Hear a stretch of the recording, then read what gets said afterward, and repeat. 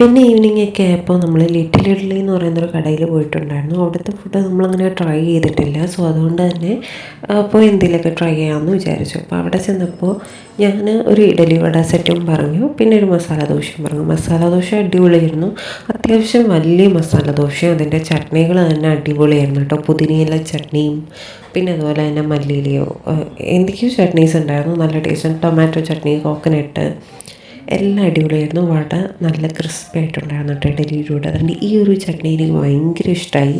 മിൻറ്റിൻ്റെ ചട്നിയാണെന്ന് തോന്നുന്നുണ്ട്. ഞാൻ എല്ലാം ഇങ്ങനെ മിക്സാക്കിയിട്ട് എനിക്ക് കഴിക്കാൻ ഭയങ്കര ഇഷ്ടം. അപ്പം ഞാൻ അതെല്ലാം കഴിച്ചു.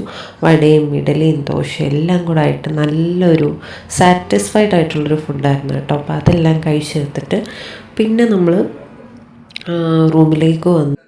അപ്പോൾ നമ്മൾ ഗ്രോസറി ഷോപ്പിങ്ങിനൊക്കെ പോയപ്പോൾ അവിടെ കുറച്ച് കപ്പ വറുത്തിരിക്കുന്നുണ്ടോ, അതും വാങ്ങിച്ചു. പിന്നെ ഈ ഒരു ഷേക്ക് ഓഫർ കിടപ്പുണ്ടായിരുന്നു കേട്ടോ, അപ്പോൾ അതൊക്കെ വാങ്ങിച്ചു. രാത്രി ഇപ്പോൾ വിശന്നപ്പോൾ ബ്രെഡും കുറച്ച് പാസ്തയും കഴിച്ചു.